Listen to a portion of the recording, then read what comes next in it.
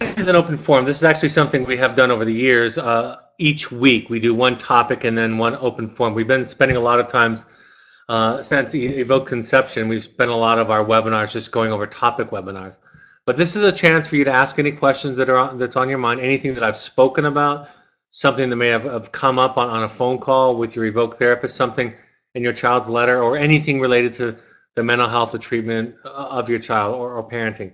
I'm happy to address those. So in the times leading up to it, I'm gonna ask you to submit those questions to Andrea. She'll then feed those questions to me when it's time, when we have time in the webinar for open forum, for open discussion. I'm gonna answer pre-submitted questions that were sent in before the webinar started.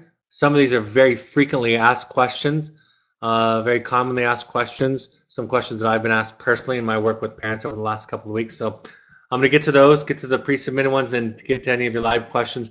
This may not go the full hour. I don't suspect that it will, but I'm happy to stay on as long as you have questions. First question, how is the length of stay decided? How do you know when a child is ready to leave?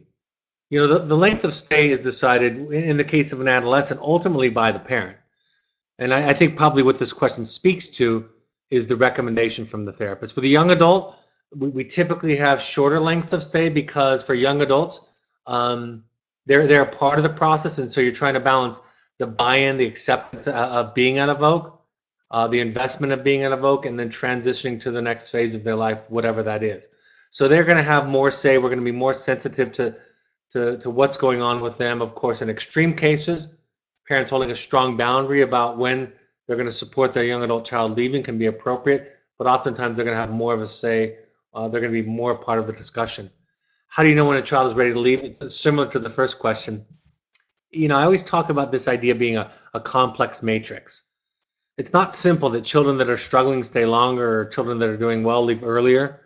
At times, you're going to have children that are doing very well that are going to stay longer, and you're going to have children that are struggling significantly. They're going to have a shorter length of stay. And so it's a complex answer to the question because you're looking at progress. You know, what markers specifically with that child are you looking for them to accomplish, to achieve while they're with us? You're going to look at what the next phase is, what the next step is for them, what kind of school or program or situation are they going to be transitioning to, and that makes a big difference about the level of readiness and preparedness. Sometimes students that do very, very well with us, we're going to want them to stay longer to get past that kind of initial excitement of it all, to get to the quote-unquote boring part of it. Sometimes length of stay will be factored in by just the availability of the aftercare school or program. Sometimes you're looking at a situation, a process of diminishing gains, that you're not seeing as much benefit. Sometimes if they're getting close to 18, you're going to want to transition them earlier because you want them to have more time in the next placement school setting, what have you, so that they can spend time building up relationships. So that might be a shorter length of stay, for example. So that it's very complex. Ideally, this is a discussion that you're having with your therapist 3 or 4 weeks into the program. And they can answer by saying, we're not ready yet. Sometimes parents are asking this question because they have to make plans. You know, they have to make, typically, in most cases, transitioning out of Evoke is going to happen in conjunction with a parent visit, more so with adolescents than for young adults. Young adults can often transition without the parent, so having the parent out before the young adult transitions. What I say to parents whose schedule is such that they need to know a long time in advance is, let's schedule, let's predict with all the information we have right now, our best guess at what transition might look like, and let's have you schedule a visit. Then, as the week approaches, we can decide what that visit is about. Right? We can decide if that is a transition visit, or if that's a visit that you visit and maybe your child might leave a week or two after that, based on, again, even logistical or pragmatic needs. So if it's about your needing to schedule time off at work or travel, we can schedule it, and then the meaning of that visit can change, can be different. So the discussion is one that you have with your therapist. You listen to their opinion, and you listen to their recommendations, you listen to their analysis, and then you make a determination based on all of that information. Ultimately, you get to decide. And it's not as simple as kind of one measure, because every child, every situation, every practical situation is different. So, very common question. There's actually a webinar on the life cycle at Evoke, the beginning, middle, and end of your child's day at Evoke. So you're welcome to look at that for more information. Should my child have a say in the choice of aftercare? Let me answer that on two levels, because again, with young adults, more so, more often. Typically, parents will research, hear about, learn about with their child about potential aftercare situations, and then the parents will often present more than one to their young adult child and say, these are the ones that we're willing to support. Okay, that's a typical scenario, and sometimes that's just one, if you feel so strongly. Let me say this clearly: if you do say that you're giving your child a choice of 2 or 3, make sure that you really are comfortable enough with those 3. Even if you have a preference, you have to be comfortable enough with those to give them. Don't give them with the intention of not really supporting any of their choice. With an adolescent, the better that they're doing, the more invested they are in their therapy and in their work, the more their voice, their opinion holds weight. There's an important principle here that I always talk about, which is, I think it's valuable always to ask your child what they think, to ask your child what their opinion is, what they like, what they're looking for, and run it through what I call the parent or the adult filter. I mean, I think it tells us a lot about their priorities, about what they value. I think children that will say things like, I have to have X, Y, and Z, or I'm not going to do well, are less ready for more opportunities. The ideal that I often arrived at with my students was something along the line of a child saying, here are my preferences, here's what I would like, and yet the most important feature in aftercare is going to be me, my attitude. When a child would kind of threaten that their success was dependent upon having certain rights or certain options, certain features, then I was talking about them in terms of their, that's not necessarily evidence of clinical progress. That's more fragile, a narrower bandwidth. And the threat sounds a lot like probably in many cases, a lot of the old kind of dynamics between you and your parents. There's kind of a blackmailing that goes on there. Like, I'm going to fail unless you give me what I want. If all else is equal, and there are features that you can listen to, and sports, art, if all else is equal, then why not give them give them that opportunity? If you can find one that has those qualities. Typically, a therapist and a consultant, they're looking at a list of priorities, because not every school can meet everybody's needs and wants. But you're looking at kind of what's most important, and you're prioritizing. And sports, for example, might be high on that list, and it may not. Right? It might be art, music, whatever it is, might not be, might be high on that list. But you kind of see what they have to say, see what that tells you about them, and then you make the choice that you feel best about.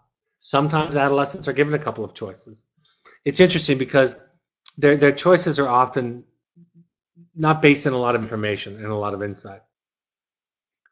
So, they're going to look at a brochure, or maybe they've heard about a program from somebody else who heard about a program, one of their peers, or maybe one of their peers went to it. And in those cases, that's why I don't necessarily think that on the surface that what they want, what they're asking for, ought to be granted or ought to hold a lot of weight. But it is an important conversation to have.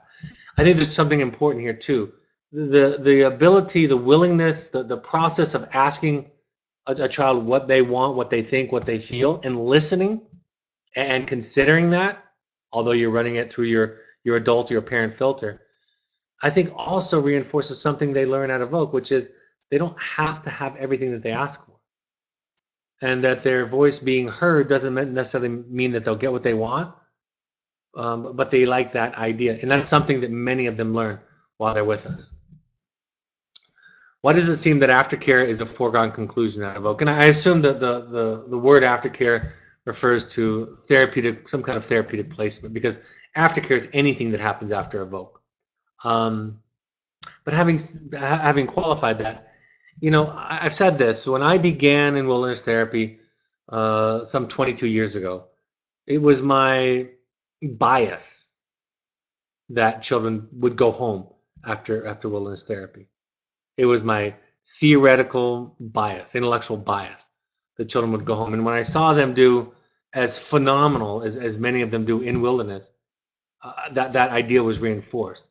But I saw, of course, over a relatively short period of time, a period of about 6 or 8 months, I saw the kinds of challenges, the kinds of regression back to some old behaviors, some old peer groups, some old family dynamics.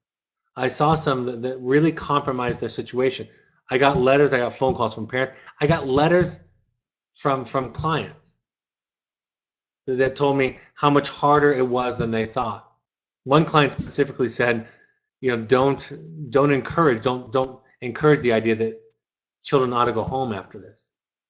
It's a steeper mountain to climb for people that like me, people that have been in this situation. So really it's experience over time that has biased us towards aftercare programs, right? That we get a lot of a wonderful assessment, a wonderful initial gain for everybody, for the family, for the child, but that maintaining those gains can most often be best supported by longer placement. That gives everybody time. And I'll say this because I think this is implied in this question, unless I'm just reading into it, some of my old ideas about people asking this question. I want to say this. I know that families want to get back to kind of normal life. But in my experience over more than 2 decades, children are not happier when they go home. Neither are families. Right? It's challenging. It doesn't get easier. It gets harder. And so the idea that somebody's going to be happier going to their old high school or even another high school in their community, or any high school for that matter, at home, is going to be a happier setting for them than being a therapeutic program isn't true. It's not my experience visiting schools, visiting programs, listening to letters, to phone calls from families and from clients over the years, thousands of clients. So I would challenge what I think might be an assumption of this question, which is that it's going to be not only more successful but more enjoyable to go home. Eventually, of course, they're going to be out of therapeutic placement. Eventually, the family is going to have to figure that out. Eventually, there's going to be some challenges that families are going to have to be reintroduced to and work at. But it's work, right? It's a challenge. It's not all celebration, even though the initial decision might be exciting to the adolescent or to the family. What should I tell my family and friends about my child's time at Evoke? I want to respect her privacy, but I don't want to lie. That's an interesting. The second part of it is what challenged me. I don't think it's necessarily a lie if you're vague. Forgive the silliness of the analogy, but you don't tell family and friends about what's going on in your sex life or in your private thoughts. You don't tell people that. That's not necessarily a lie. So you can protect your family's confidentiality, your child's confidentiality. You can also ask your child what they think about it. In extremes is where the acting out involves school problems, peer problems, legal problems, community problems. In some ways, I think they've already kind of forfeited their confidentiality. And in many cases, children think that when their parents don't want to tell about what's going on, the child often interprets that as the parent is ashamed of them and of their situation. Even if you don't think that that's true, that can often be the case. So asking your child what they think, I think you have the right to tell some of your close confidants what's going on, right? You can't. This is partly your story too. You don't have to tell the details about everything that led up to it. But if you can't tell your very close friends, those people that you trust, your own therapist, for example, then that robs you of some of your opportunity. You could still maintain some of their confidentiality. And finally, I'll say this. My experience has shown me that when families talk about this relatively openly in their community, that people come out of the woodwork, sharing similar stories, asking questions. You often become a resource. Are there going to be people that are going to respond judgmentally? No doubt about that. That's going to happen in some cases. Um, but those are not your people. Those are not people with the depth and the richness that you have now and that your child is developing, you and your child are developing in this process, that going through this process offer to you. So I would like to open you up to that idea. Having a discussion with your child, not robbing yourself of an opportunity to tell some people that you're close to while still maintaining confidentiality by talking about the details. You can be as vague as saying, well, our child is away to school. Our child is away to camp.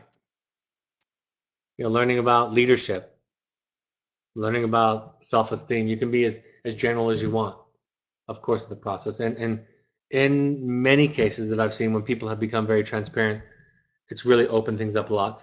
I think the stigma that is still associated with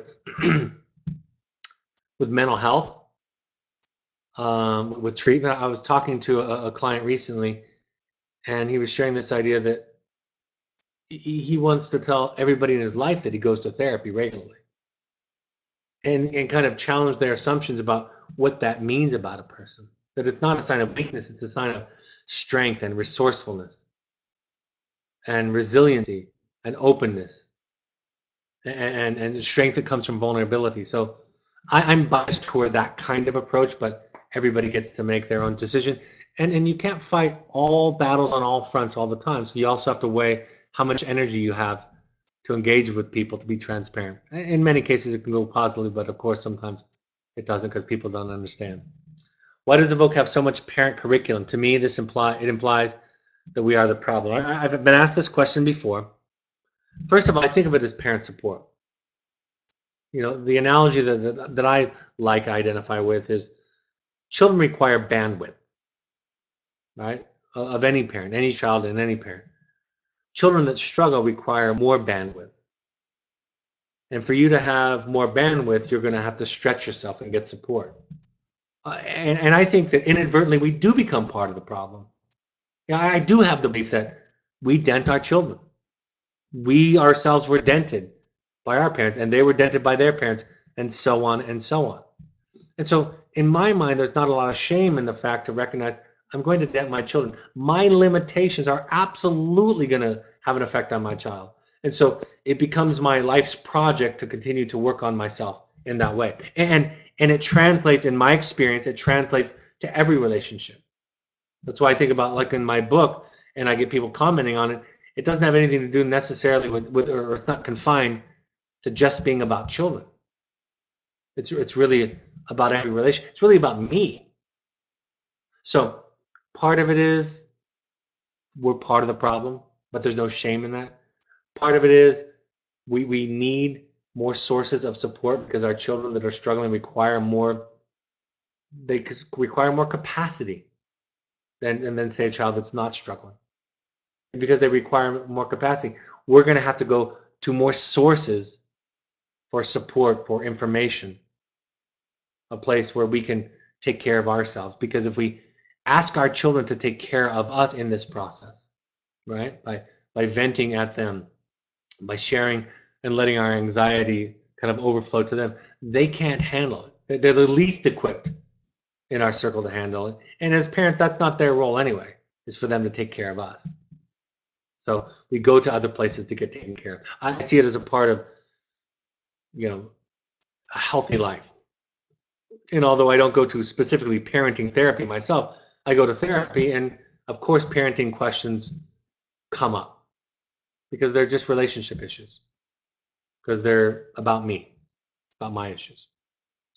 Why do you recommend Al-Anon to parents of a child that does not have an alcohol or substance abuse issue?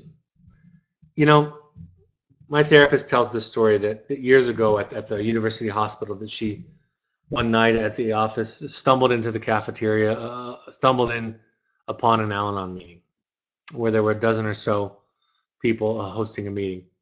And they welcomed her, and then she thought to herself, I recommend Al-Anon to people. Maybe I should try and see what it's like sometimes. And she said she walked out of there learning two things.